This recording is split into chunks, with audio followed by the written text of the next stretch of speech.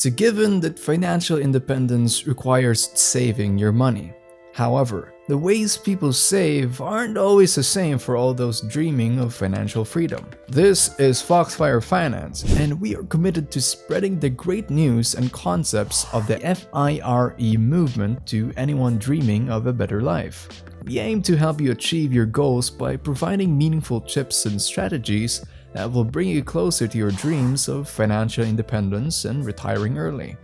Today, we're going to talk about how much money you should save based on your age, how to do this, and how to get back on track in case you've fallen behind. But first, don't forget to burn that like button, subscribe, and ring the notification bell to be updated on our latest releases to guide you on your way to FIRE. There is no one-size-fits-all answer when it comes to how you should save your money, but this is exactly why you should watch this video. We took the time to make you a list of tips and techniques you can use to ensure that you maximize your money-saving opportunities as much as you can. The way you want to spend your retirement is the primary factor in determining the amount of money you should save to make this dream life a reality. People who prefer designer brands would naturally need more money saved for their retirement than people who would typically shop at Target. With this in mind, let's begin with how you should save money if you're in your 20s. The first thing you want to do when creating a plan on the amount that you should save is to find out how much your net worth is. Consider the total value of your assets combined. That includes your properties, cash, investments, and basically everything you own that is of value, less the amounts of your debts. The amount you'll arrive at is your net worth.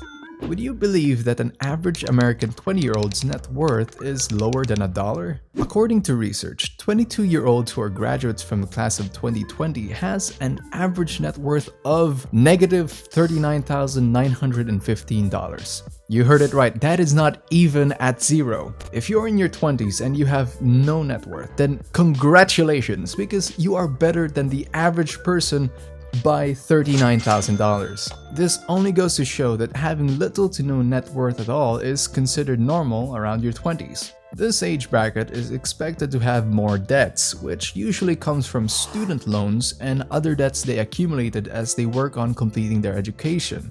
They're already thousands of dollars in debt before they can even start earning a single dollar. So, if you're in your 20s aiming for financial freedom, the first thing we suggest for you to do is get a job. You can begin with getting simple entry-level work, and you can even do this while you're studying. Getting your degree will open up more opportunities for you after graduation, but working even before that time gives you a glimpse of the attitude you should have, and it also allows you to start saving for your future at an earlier time. Getting a job is definitely the start for anyone wanting to be financially free. Now, once you land yourself an employment, you should get yourself a credit card. Wait, what? You're in your 20s with thousands of dollars of student loans weighing you down, and now you're gonna get a card that will allow you to get yourself even more debt? It sounds contradictory to logic, but getting a credit card will help you a lot in building your credit score. The key to using a credit card is to always pay your balance in full as they fall due. Do not leave anything unpaid at each billing cycle. Instead, pay off your dues completely and build a good credit score over the next 3 years. Constructing a high or even perfect credit score takes time, and the fastest way to get to it is by getting yourself a credit card today and learning to use it responsibly. Paying on time creates a big impact on how your credit score is built, and a good credit score is important, especially when applying for loans, property, starting a business, or even when you simply want to invest to grow your money. The next thing that a 20-year-old should do is to open a Roth IRA account.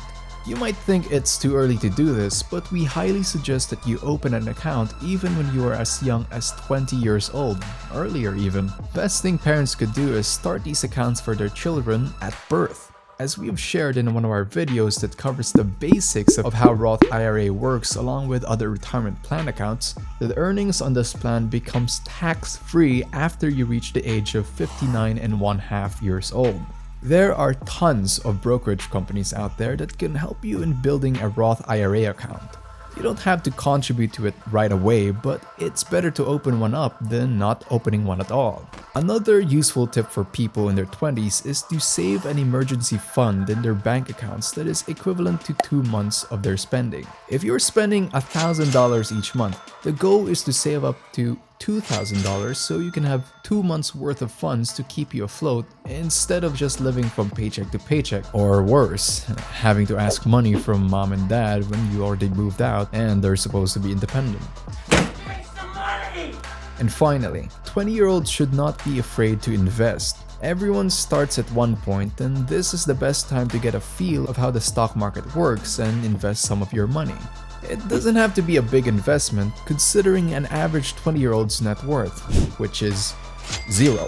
What's important is you start investing and begin learning about how it works. This age bracket is all about beginning your journey towards FIRE and the best age to kick off your game plan for getting to that dream life. Now, let's see where you should be at the age of 30. In line with the list of tips we shared for 20-year-olds, by the time you're 30, if you've been consistent and responsible, you should have a pretty good credit score, preferably 750 or higher. The years of consistently paying for your credit card debt on time should now pay off and give you a good opportunity to leverage your money. You can apply for loans with cheaper interest rates just because the banks trust you enough due to your impeccable credit standing. At 30, you should also aim to get rid of all your bad debts. It doesn't mean having zero debt, but more like keeping yourself free of credit card debt and or loans with interest rates higher than 5%. Keeping a mortgage is fine as long as the assets you funded with the borrowed money also act as a source of income, such as living in a home which will prevent rental payments and appreciate in value over time, or renting out a mortgaged property. Aside from that, make sure that by this age you've already got yourself a 401k account and saved up about a year's worth of your salary. You should also target to regularly save or invest 20% of your income and aim to get more investments as you age. Hopefully, your income increases each year, which makes saving this large a percentage of it more realistic. Of course, it's always better to save or invest more than 20% of your income if your earnings and lifestyle allow you to do so. Here comes 40, and you should be excited about this age bracket because this is where your investments start to pay off. All the frugal habits you started in your 20s as well as the investments you ran through in your 30s should have grown and started working for you. This is the part where you stop working more to make more money, but instead your money starts to work on growing itself without you having to lift a finger. You should have about 3 times of your annual salary saved up in your bank account, and you should aim at maxing out all the retirement accounts available to you. It's also the perfect time to buy a house if you haven't already needed to.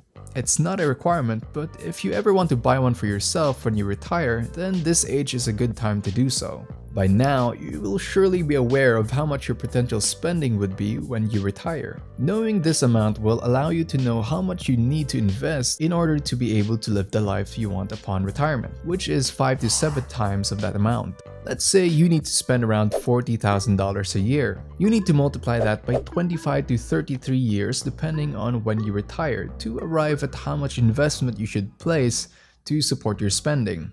In other words, you need to invest around $1 to $1.3 million to ensure you have enough to support your spending for the next 25 to 33 years. What about at 50 years old? Where should you be at this point? By the age of 50, you should have been able to save around 7 times your annual salary. And all these really start with how young you start saving.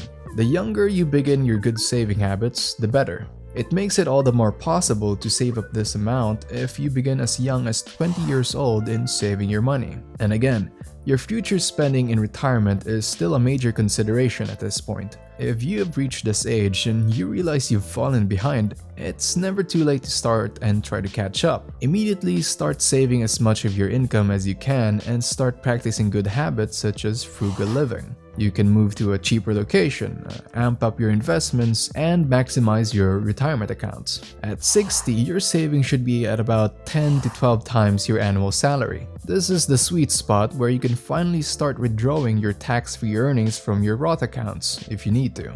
If you don't, it's still better to keep the money in your account and you can save even more. No one is stopping you from doing either, and honestly, reaching this age and having all the investments, retirement accounts, assets, and savings you've accumulated over the years are already huge blessings to be thankful for. You can definitely retire at this point, especially if you've worked hard in reaching for your dream retirement lifestyle.